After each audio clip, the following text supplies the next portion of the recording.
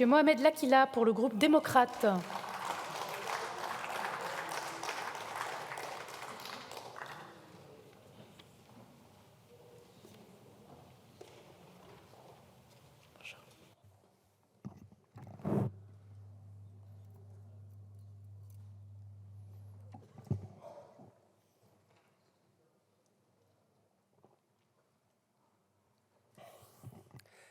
Madame la Présidente, Messieurs les ministres, Monsieur le Président de la Commission des finances, Monsieur le rapporteur général, chers collègues, qui ici peut prétendre que nier la réalité la fait disparaître, alors même que la dette atteint un niveau monstre.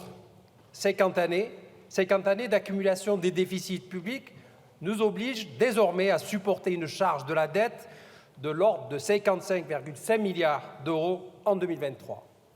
À ce rythme, chers collègues, la charge de la dette sera le premier poste de l'État en 2027. Vous savez à quoi ça correspond, ce premier poste, aujourd'hui?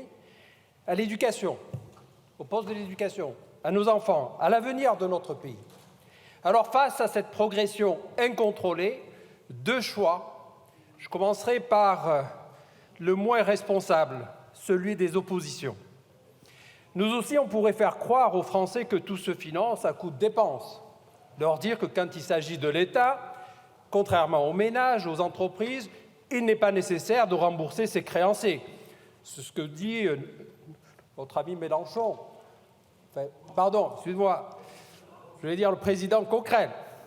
Notre choix se porte sur un discours de vérité. Rappelez que chaque euro dépensé pour payer les intérêts de la dette est un euro de moins pour améliorer leurs conditions de vie et à envisager l'avenir avec sérénité. Notre pays se doit de retrouver rapidement des marges de manœuvre pour faire face à une liste toujours plus fournie de dépenses indispensables. Transition écologique, santé, éducation, justice, défense, sécurité, et aussi se préparer à d'autres crises éventuelles pour une réaction aussi efficace qu'en 2020. Dire aux Français que maîtriser sa dette, c'est assurer sa souveraineté et sa crédibilité auprès de nos voisins européens.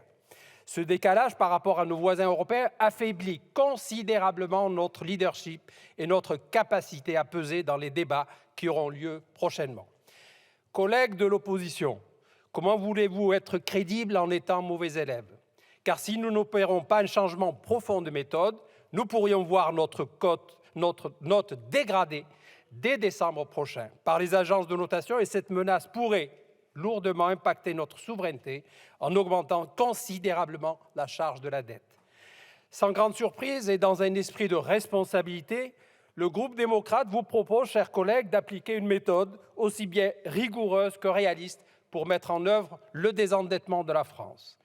Notre méthode s'appuie sur trois grands piliers: prévision, évaluation, sincérité. Prévision d'abord. Nous sommes convaincus au groupe démocrate que cette stratégie de désendettement doit s'inscrire dans le temps long. C'est tout l'objet de la loi de programmation des finances publiques 2023-2027, dont nous saluons la nécessaire adoption en nouvelle lecture. Ce texte prévoit en effet que nous passons sous la barre des 3% de déficit en 2026. Évaluation ensuite. Nous l'appelons de nos vœux depuis plusieurs années et nous souhaitons que sa pratique soit systématisée annuellement, qu'il s'agisse de dépenses fiscales inefficientes ou encore d'opérateurs de l'État à rationaliser.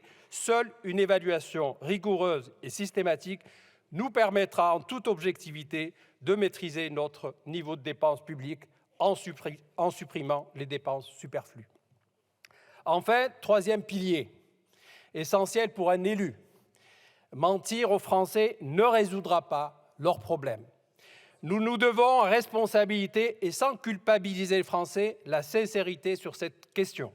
Oui, depuis 3 ans, nous avons mis en œuvre des mesures exceptionnelles pour les protéger dans les différentes crises, mais il est temps maintenant de faire preuve de responsabilité budgétaire, car nous n'avons tout simplement pas le choix de préserver notre crédibilité et notre souveraineté et ainsi envisager l'avenir avec sérénité. Collègues de l'opposition, sortez de votre rêve éveillé. Il n'y a malheureusement pas d'argent magique.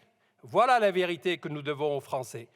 Nous devons nous libérer du fardeau de l'endettement et redonner à notre avenir des ailes pour s'envoler vers la liberté financière. Je vous remercie. Je vous remercie. La parole est à Monsieur